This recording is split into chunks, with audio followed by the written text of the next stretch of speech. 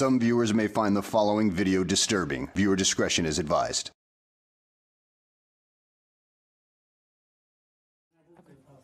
Okay, all right, let's move on. Very quickly, last Friday, the Israelis shot and killed a young medic, a young woman, Razan Najjar. You have any comment on that? Yeah, Saeed, I certainly saw that story.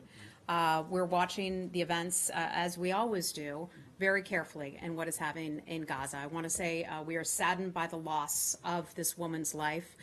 Certainly reports that she was killed during demonstrations along the Gaza fence line. She was meting out help to those who were injured. That is my understanding. Right. I've not seen the video. I have not read any reports, any official reports related to what happened. My understanding is that the Israeli Defense Forces said that they are beginning an investigation. So I just have to wait for any investigation to come out, but I would refer it back to the government. But they have been investigating other similar incidents, for the past couple of months, and we have not seen any results thus far. Saeed, I can't comment on that. I don't represent the government of Israel. I think it's certainly a good thing when they announce that they're going to investigate, and we'll wait for that to conclude. Would you call on the Israelis? I have a couple more questions, please. Sure. Would you call on the Israelis to at least not target medics and press people and journalists and so on? Because that's why you're asking me to weigh in on exactly what happened. You used the word target. I don't have that information. I don't know if that was the case, and that is why the government of Israel has said that they're conducting an investigation. I'm going to leave it to them to discuss what happened and put out the facts. If people are clearly marked as press or as medics, should they keep away from targeting them? Saeed, you're using the word targeting. I can't comment on that because that's affirming the premise of the question that was in fact done. I would just refer back to the government of Israel and let them conduct their investigation, and we'll go from there, okay?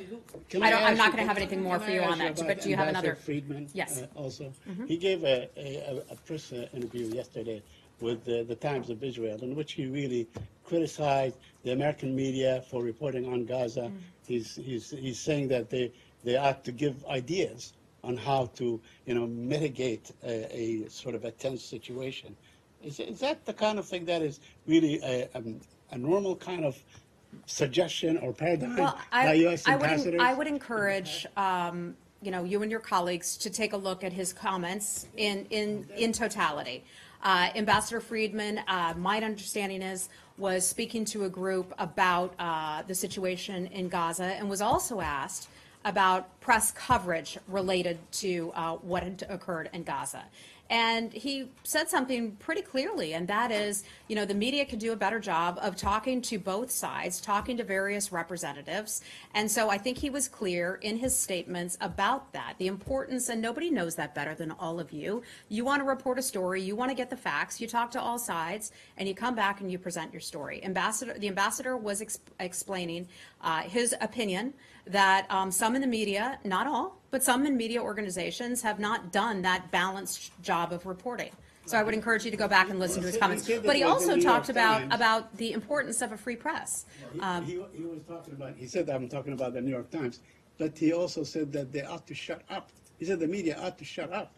We believe in free speech, and I'm sure there are a lot of other people around the world who sometimes believe that as well. Heather, is the assertion, his assertion or your assertion, that there are news reports out there about the violence in Gaza that don't include the Israeli side? Well, look, I think that's not, none of the reports that I've seen fit that description. Matt, we go back and we talk about this again and again, and why the situation is so dire in Gaza. And I think a lot of people in this administration will look at the reporting on that. I'm not singling out any of you, but in general, when you look at the situation in Gaza, let's look at the misery there and what has brought on that misery. Has it been brought on by the United States government? No. Has it been brought on by Israel? We would assert no. Has it been brought on, hold on. Has it been brought upon the people of Gaza by Hamas? Yes, it certainly does. And Hamas has a responsibility to take care of its people, and it does not. It fails to do so consistently. Heather, no one questions. No one questions that Hamas is not doing a good job. Let me just finish this. But to say that Israel has no responsibility for the situation in Gaza right now is just, that's just wrong. I think the situation is, when you look at reporting on the situation there, take a look at the root cause of the misery in Gaza and why people are frustrated, and understandably so. And that goes back to Hamas. The siege has gone on. Why couldn't you use rubber bullets? Why couldn't you, if in extremis you had to use live ammunition, why couldn't you shoot them in the legs? Why did you have to kill them to stop them scaling the fence? Everything you said, Mr. Howard, has been tried, and other things, and it didn't work. And in fact, nobody intentionally went out to kill anyone. People died accidentally. And I can tell you that Hamas, at a certain point, said, not enough people are being killed. Push more. Let the Jews kill more. Their goal was to have as many casualties. Our goal was to minimize casualties and avoid fatality.